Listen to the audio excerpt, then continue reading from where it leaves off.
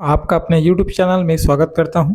दोस्तों, रामकृष्ण मिशन आश्रम नारायणपुर छत्तीसगढ़ के अंतर्गत रिक्त पदों पर सीधी भर्ती हेतु विज्ञापन का जारी किया गया है। ये रेगुलर विज्ञापन है दोस्तों, रेगुलर भर्ती है और गवर्नमेंट विज्ञापन है। ठीक है, ये रामकृष्ण मिशन आश्रम गवर्नमेंट के अंतर्गत आता है। ये मिशन आश्रम सुनकर आप इसको प्राइवेट ना माने। ठीक है, तो देखिए, छत्तीसगढ़ शासन स्कूल शिक्षा विभाग मंत्रालय महानदी भवन नवा रायपुर अटल नगर की पत्र क्रमांक इतना के अंतर्गत 13/9/2023 के अनुसार रामकृष्ण मिशन आश्रम नारायणपुर की विभिन्न प्रवृत्तियों में निम्नानुसार स्वीकृत शैक्षणिक एवं गैर शैक्षणिक पदों पर सीधी भर्ती के माध्यम से भर्ती किया जाना है। ठीक है, तो देखिए कौन कौन से पद हैं।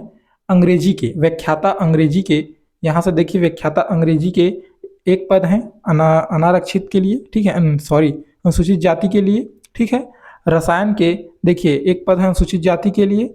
वाणिज्य के एक पद है अनुसूचित जनजाति के लिए।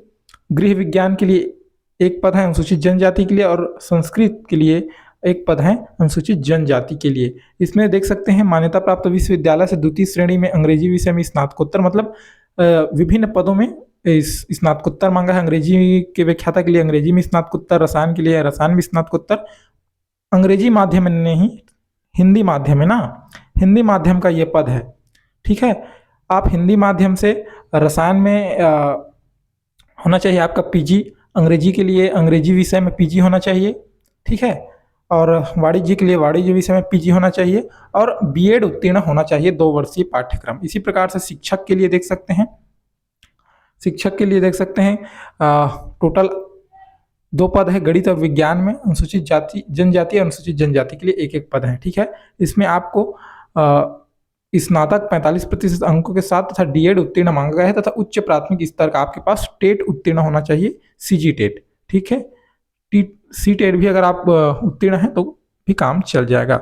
पीटीआई के लिए देख सकते हैं उच्चतर माध्यमिक परीक्षा एवं डीपीएड अथवा बीपीएड सहित स्नातक होना चाहिए पीटीआई के लिए। क्राफ्ट शिक्षक के लिए मान्यता प्राप्त विश्वविद्यालय से क्राफ्ट में डिप्लोमा डिग्री होना चाहिए, एक एक पद है इसमें सभी में। ठीक है, सहायक शिक्षक के लिए देख सकते हैं एक पद है अनारक्षित के लिए। जीव विज्ञान गणित विषय के साथ उच्चतर माध्यमिक शिक्षा आपके पास होना चाहिए। ठीक है, 12वीं उत्तीर्ण होना चाहिए आप तथा डीएड होना चाहिए आपके पास, डीएड डीएलएड और प्राथमिक स्तर का आप टेट उत्तीर्ण किए होना चाहिए। ठीक है, छात्रावास अधीक्षक के देख सकते हैं दोस्तों 2 पद है, रेगुलर पद है ये। मान्यता प्राप्त संस्था से स्नातक उत्तीर्ण होना चाहिए आपके पास। और देखिए कंप्यूटर प्रशिक्षण को अधिमान्यता दिया जाएगा। और देखिए अधिमान्यता का क्या मतलब है, इसका आशय है कंप्यूटर ज्ञान प्रशिक्षित अभ्यर्थियों को अधिमान्यता दिए जाने का आशय यह है कि प्रश्न पत्र में पूछे गए कंप्यूटर ज्ञान से संबंधित कुल अंकों के प्रश्न में 50% अंक प्राप्त करना अनिवार्य है, ये बोला गया है। ठीक है, एक पद है अनुसूचित जनजाति के लिए, एक पद है जो अनारक्षित के लिए है, पुरुष के लिए।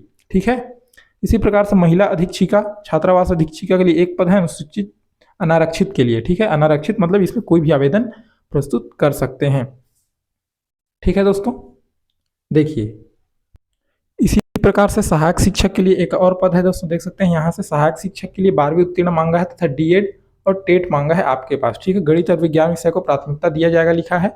9 पद अनुसूचित जनजाति के लिए है, 2 पद अनारक्षित के लिए है तथा 2 पद अन्य पिछड़ा वर्ग के लिए रखा गया है। टोटल 13 पद है। सहायक वर्ग 3, सहायक ग्रेड 3 के लिए एक पद है, अनारक्षित के लिए ये पद रखा गया है। 12वीं उत्तीर्ण मांगा है, साथ में कंप्यूटर उत्तीर्ण मांगा गया है, 1 वर्षीय कंप्यूटर डिप्लोमा तथा 5000 प्रति घंटा के हिसाब से आपके पास टाइपिंग स्पीड होना चाहिए। इसी प्रकार माली के लिए देख सकते हैं, माली के लिए एक पद है अनारक्षित के लिए। ठीक है, और इसमें मान्यता प्राप्त बोर्ड या संस्था से कक्षा 5वीं उत्तीर्ण मांगा गया है। और चतुर्थ श्रेणी के नियमित के लिए कक्षा 5वीं उत्तीर्ण, साथ में 3 पद है, एक पद अनुसूचित जाति, एक पद अनारक्षित, एक पद अन्य पिछड़ा वर्ग के लिए रखा गया है चतुर्थ श्रेणी में। इसी प्रकार से शिक्षक के लिए देख सकते हैं दोस्तों, शिक्षक के लिए गणित विषय में स्नातक में न्यूनतम 45% अंकों के साथ डीएड और टेट उत्तीर्ण मांगा गया है, एक पद है अनुसूचित जनजाति के लिए। विवेकानंद विद्या मंदिर आकाबेड़ा। ठीक है दोस्तों, ये मतलब अलग अलग संस्था के हिसाब से यहाँ पर इसीलिए बार बार आ रहा है। एक पद है जैसे कि विवेकानंद विद्या मंदिर कुंदला कक्षा 1 से 10 तक के लिए। विवेकानंद विद्या मंदिर आकाबेड़ा मतलब नारायणपुर जिले के अंतर्गत संचालित सभी आश्रमों में अलग अलग ये पद जारी किया गया है। ठीक है, इसीलिए ये बार बार अलग अलग पद आ रहा है। इसी प्रकार से सहायक शिक्षक के लिए देख सकते हैं 2 पद है यहाँ पर मैंने जो बताया है।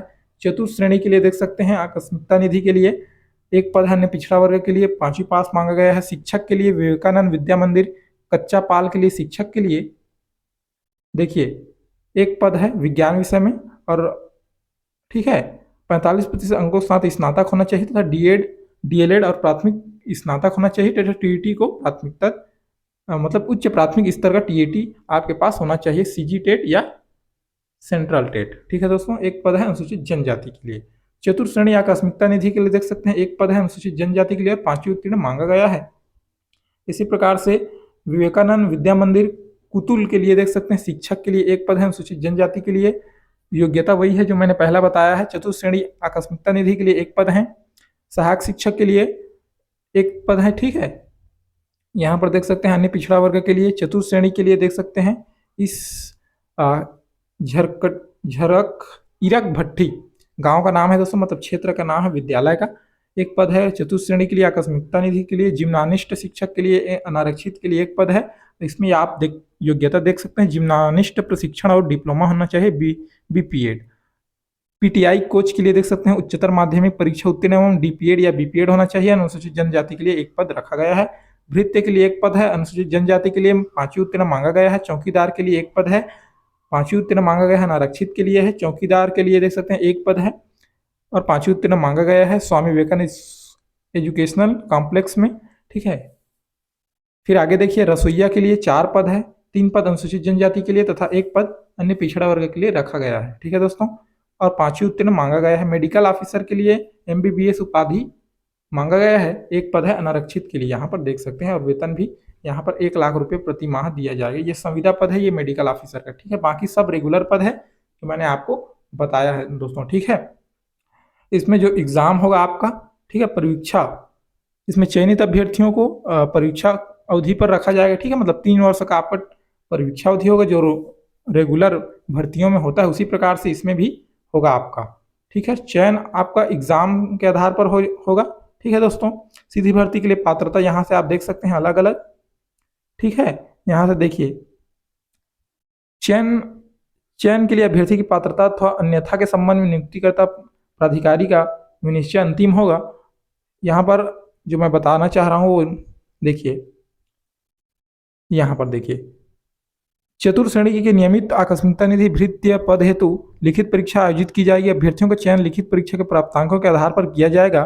ठीक है, चयन हेतु परीक्षा का आयोजन रामकृष्ण मिशन नारायणपुर द्वारा किया जाएगा। परीक्षा में भाग लेने के इच्छुक अभ्यर्थी रामकृष्ण मिशन आश्रम नारायणपुर की वेबसाइट पर जाकर इसमें मतलब इसका संपूर्ण जानकारी पता कर सकते हैं, और फॉर्म भी इसी में डालना है दोस्तों। रामकृष्ण मिशन आश्रम की वेबसाइट है rkmnnarayanpur.org में आपको जाना है वेबसाइट में और आपको फॉर्म डालना है। ठीक है, वहाँ आपको वेबसाइट में जाकर अगर कोई अभ्यर्थी फॉर्म डालने में कोई परेशानी है तो मेरे को कमेंट कर दे, मैं उसका एक और वीडियो बना दूंगा। ठीक है दोस्तों, तो इसमें देखिए अंतिम बात यह बता दे रहा हूँ कि ये पूरा हिंदी माध्यम है। अभी जैसे कि स्वामी आत्मानंद उत्कृष्ट अंग्रेजी माध्यम विद्यालय में अंग्रेजी में संपूर्ण शिक्षा मांगता है, लेकिन इसमें कोई ऐसा बंधन नहीं है। आप अंग्रेजी माध्यम में पढ़े लिखे हों चाहे आप हिंदी माध्यम में पढ़े लिखे हों, आप इसमें अप्लाई कर सकते हैं। ठीक है, पूरा ये पद है, रेगुलर पद है। ठीक है दोस्तों, अगर आपको यह वीडियो अच्छा लगा है तो वीडियो को लाइक कीजिएगा, अपने दोस्तों के साथ इसे जरूर शेयर कीजिएगा, और ऐसे ही जॉब से संबंधित अपडेट्स प्राप्त करने के लिए मेरे चैनल को सब्सक्राइब कीजिएगा। जय हिंद।